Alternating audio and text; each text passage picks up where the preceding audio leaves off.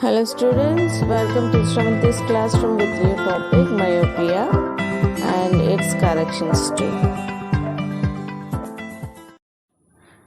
myopia, hypermetropia, presbyopia ఈ మూడు words కూడా ప్రీవియస్ వీడియోలో విన్నాము, అవేంటో తెలుసుకున్నాము బ్రీఫ్గా. ఈ వీడియోలో డీటెయిల్డ్గా నేర్చుకుంటాము. బట్ బిఫోర్ దాట్ ఈ మూడు డిఫెక్ట్స్ ఆఫ్ విజన్ కూడా మనకి రియల్ లైఫ్లో ఎక్కడో చోట వింటూనే ఉంటాం. హ్రస్వ దృష్టి, దీర్ఘదృష్టి, చత్వారు, రైట్, ఇవన్నీ మనం వినే ఉంటాం.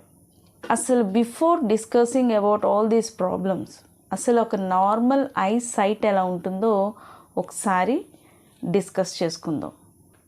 ఒక నార్మల్ పర్సను ఎంతవరకు చూడగలుగుతాడు అంటే చాలా డిస్టెన్స్ వరకు చూడగలుగుతాడు. లైక్ దూరంగా ఉన్న కొండలు మనం చూడగలం, ఇంకా దూరంగా ఉన్న ఆకాశం మనం చూడగలం, ఓకే. అండ్ చాలా దూరంగా ఉన్న రోడ్స్ని కూడా చూడగలం చాలా క్లియర్గా, without any blurry image, okay. ఎప్పుడు చూడగలుగుతామంటే మన కళ్ళకి మనం చూస్తున్న ఆబ్జెక్ట్కి మధ్యలో ఎటువంటి అబ్స్టకిల్ లేనప్పుడు, అంటే మధ్యలో ఏ అడ్డు లేనప్పుడు మనం ఎంత దూరమైనా చూడగలుగుతాం. సో దీన్ని ఏమంటారంటే ఫార్ పాయింట్ అంటారు. సో ఈ ఫార్ పాయింట్ అనేది ఒక నార్మల్ ఐకి ఎంత అంటే ఇన్ఫినిటీ. ఫార్ పాయింట్ అంటే ఏంటో అర్థమైందా ఇప్పుడు?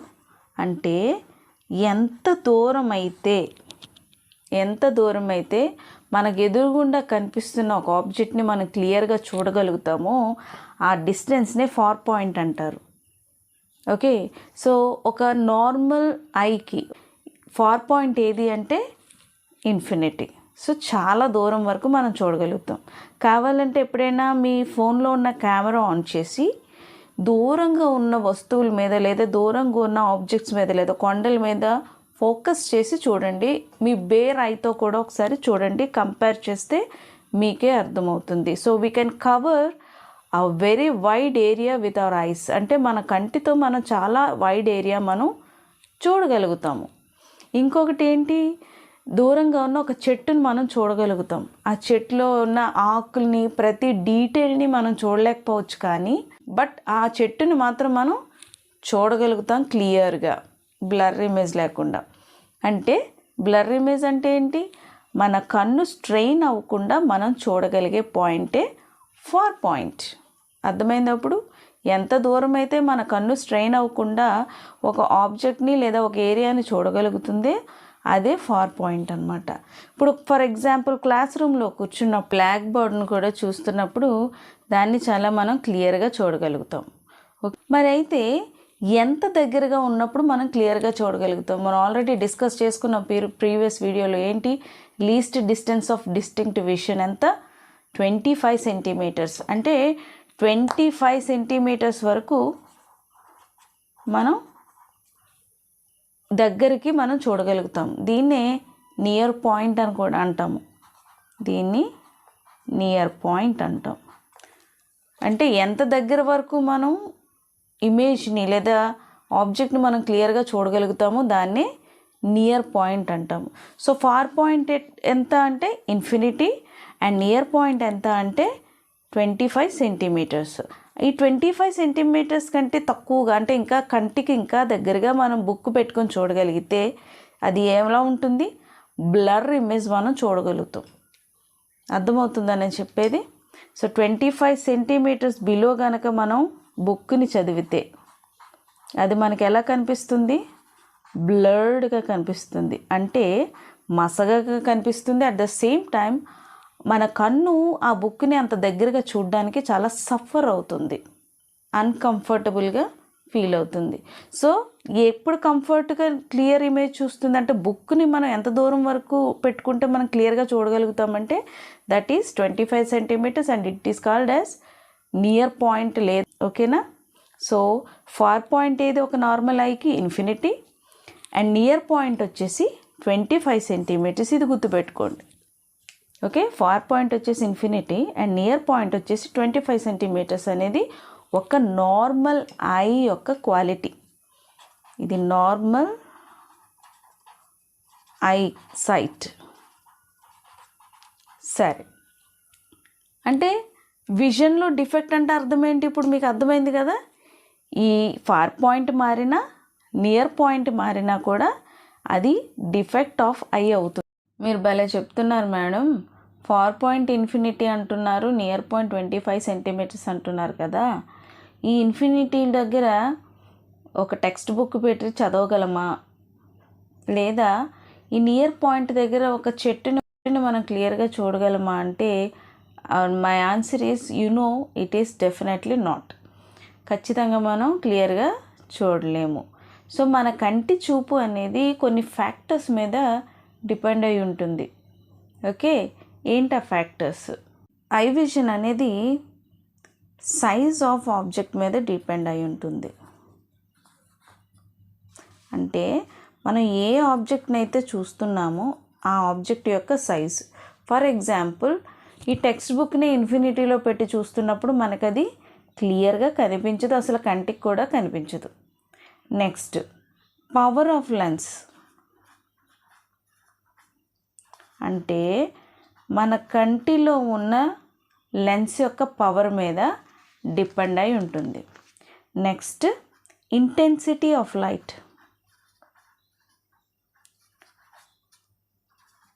ఫర్ ఎగ్జాంపుల్, చీకటిగా చిమ్మ చీకట్లో మనం ఎదురుగుండా పెట్టుకొని ఏ వస్తువు చూసినా కూడా మనకి క్లియర్గా కనిపించదు, అవునా?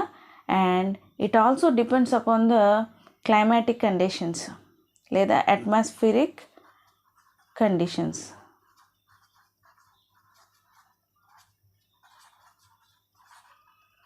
అట్మాస్ఫిరిక్ కండిషన్స్ అంటే ఫర్ ఎగ్జాంపుల్, మనం రోజు క్లియర్గా చూస్తున్న మన ఇంటి ఎదురుగుండా ఉన్న చెట్టే వర్షం పడుతున్నప్పుడు ఒకలా కనిపిస్తుంది, మంచు కురుస్తున్నప్పుడు ఇంకొకలా కనిపిస్తుంది, అండ్ మిట్ట మధ్యాహ్నం ఎండలో వేరొకలా కనిపిస్తుంది, బ్లర్గా కనిపిస్తుంది. అప్పుడు కూడా మన కన్ను స్ట్రెయిన్ అవుతుంది, సఫర్ అవుతుంది, అండ్ బ్లర్ ఇమేజ్ కనిపిస్తుంది. ఇట్ డజంట్ మీన్ దట్ మన కంటికి ఏదో డిఫెక్ట్ వచ్చిందని కాదు, చెప్తున్నాను కదా. ఈ కొన్ని ఫ్యాక్టర్స్ మీద మన కంటి చూపు అనేది డిపెండ్ అయి ఉండడం వల్ల కూడా మన కన్ను ఎదురుగుండా ఉన్న ఆబ్జెక్ట్ని సరిగా చూడలేకపోవచ్చు. ఏంటా factors? Size of the object, power of lens, intensity of light and atmospheric conditions. 4 ఫ్యాక్టర్స్తో పాటు హెల్త్ కూడా ఒక last and final factor.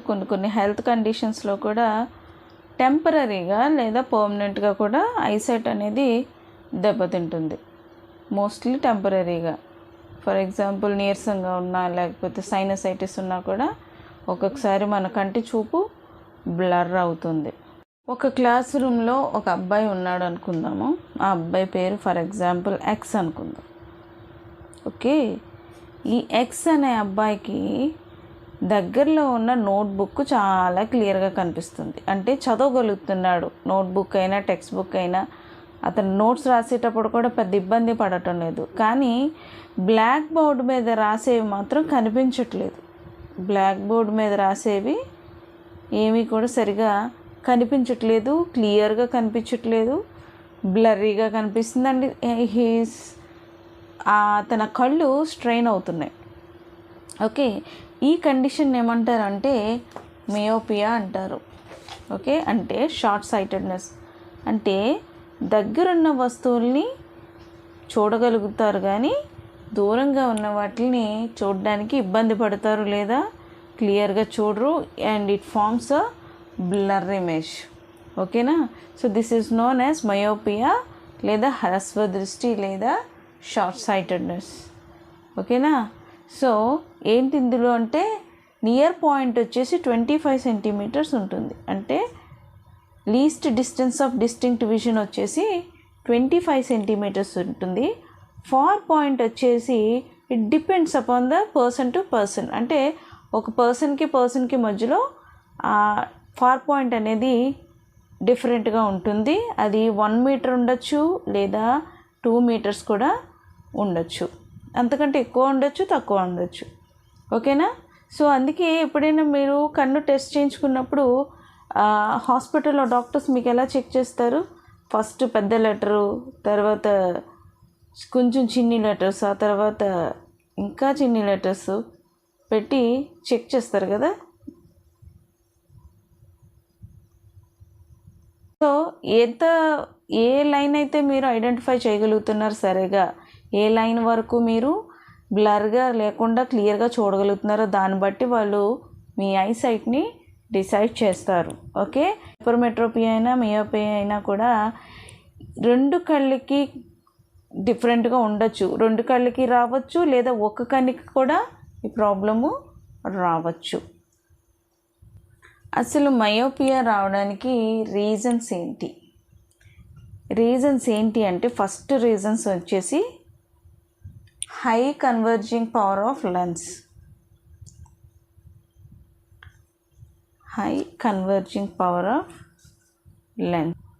Okay, next image వచ్చేసి రెటీనాకి ముందుగా ఫామ్ అయిపోతుంది. ఓకేనా, అంటే యాక్చువల్లీ ఏదైనా ఒక ఆబ్జెక్ట్ మనం చూసినప్పుడు ఆ ఇమేజ్ ఎక్కడ ఫామ్ అవుతుంది, రెటీనా పైన ఫామ్ అవుతుంది. ఓకేనా, కానీ ఇక్కడ వచ్చేసి రెటీనాకి ముందుగా ఫామ్ అయిపోతుంది. సో ఇమేజ్ అనేది it formed in front of retina. ఇక థర్డ్ రీజన్ వచ్చేసి eyeball being so long. Eyeball లాంగ్గా ఉండడం అంటే ఫర్ ఎగ్జాంపుల్ జనరల్గా ఐబాల్ ఎలా ఉంటుంది, రౌండ్గా ఉంటుంది కదా. ఓకే, సో ఇక్కడ లెన్స్ ఉంటుంది. సో ఇందులో నుంచి మనకి రేస్ ఫామ్ అయినప్పుడు ఎక్కడ ఫామ్ అవ్వాలి, యాక్చువల్లీ రెటీనా మీద ఫామ్ అవ్వాలి ఇమేజ్ అనేది ఈ ఆబ్జెక్ట్ని చూస్తున్నప్పుడు. కానీ ఇక్కడ ఐబాల్ లాంగ్గా ఉంటే ఎలా ఉంటుందంటే కొంతమందికి అలాగా బై బర్త్ డిఫెక్ట్ ఉంటుంది. అది ఎలా ఉంటుందంటే ఉండవలసిన దానికంటే కొంచెం ఓవల్ షేప్లో ఉంటుందన్నమాట. సో అలా ఉండడం వల్ల ఏమవుతుందంటే ఈ లైట్ రేస్ ఇందులోకి ఎంటర్ అయినప్పుడు ఏమవుతుందంటే ఈ రెటీనా మీద పడకుండా ఈ మధ్యలోనే ఈ ఇమేజ్ అనేది ఫామ్ అయిపోతుంది. సో ఇది కూడా ఒక రీజన్. సో రీజన్స్ ఏంటి, 3 రీజన్స్ ఉన్నాయి. ఒకటి high converging power of lens, ఇంకోటి ఈ high converging power of lens వల్ల కూడా ఏమవుతుందంటే త్వరగా కన్వర్జ్ అయిపోతుంది. అంటే ఏ పాయింట్లో అయితే కన్వర్జ్ అవ్వాలో అంటే రెటీనా దగ్గర కన్వర్జ్ అవ్వాల్సిన లైట్ రేస్ ముందుగానే కన్వర్జ్ అయిపోతాయి, రెటీనాకు ముందుగా కన్వర్జ్ అవుతాయి. At the same time third reason వచ్చేసి ఐబాల్ బీయింగ్ సో లాంగ్, అంటే ఉండవలసిన షేప్లో ఐబాల్ లేనప్పుడు అంటే కొంచెం లాంగ్గా ఉన్నప్పుడు కూడా మయోపియా రావడానికి ఛాన్సెస్ ఉన్నాయి. చూడండి, మయోపియా ఫామ్ అవడానికి కండిషన్స్లో ఫస్ట్ కండిషన్ వచ్చి ఆబ్జెక్ట్ ఎట్ ఇన్ఫినిటీ. అంటే ఈ దూరంగా ఉన్న వస్తువుల్ని మనం చూడలేకపోవడానికి రీజన్ ఏంటంటే ఇక్కడ ఎం అంటే ఏంటంటే it is a far point of myopia. అంటే మయోపియా ఉన్నవాడికి ఫార్ పాయింట్ చెప్పాను కదా 1 మీటర్ కానీ 2 మీటర్స్ కానీ ఉండొచ్చు. ఇది పర్సన్ టు పర్సన్ చేంజ్ అవ్వచ్చు. సో ఈ ఫార్ పాయింట్ కంటే ముందుగా ఎక్కడైనా ఇన్ఫినిటీలో ఆబ్జెక్ట్ కనుక ఉంటే ఎలా అవుతుంది, ఈ లైట్ రేస్ ఎక్కడ కన్వర్జ్ అవుతున్నాయి, రెటీనా మీద పడకుండా ఈ ముందుగానే ఇన్ ఫ్రంట్ ఆఫ్ రెటీనా ఇక్కడ ఇమేజ్ అనేది ఫామ్ అవుతుంది. And L is nothing but least distance of distinct vision, అంటే 25 సెంటీమీటర్స్. అంటే ఇక్కడి నుంచి ఇక్కడికి ఉన్న విషన్ వచ్చేసి 25 సెంటీమీటర్స్. ఎం వచ్చేసి ఫార్ పాయింట్.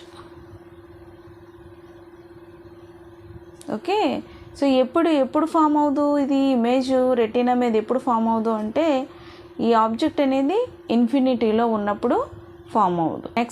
నెక్స్ట్ ఇంకో కండిషన్ ఏంటంటే ఈ ఆబ్జెక్ట్ అనేది ఈ ఫార్ పాయింట్కి ముందుగా కనుక ఉంటే, ఓకే, బియాండ్ ఫార్ పాయింట్ ఉన్నప్పుడు కూడా ఈ ఇమేజ్ అనేది రెటీనా మీద ఫామ్ అవ్వదు. ఎవరికి, మయోపియా ప్రాబ్లం ఉన్న వాళ్ళకి రెటీనా మీద ఫామ్ అవ్వదు. ఎక్కడ రెటీనా మీద ఫామ్ అవ్వాల్సింది ఈ ఇమేజ్ ముందుగా ఫామ్ అవడం వల్ల మనకి ఇమేజ్ అనేది మన కంటికి క్లియర్గా కనిపించదు.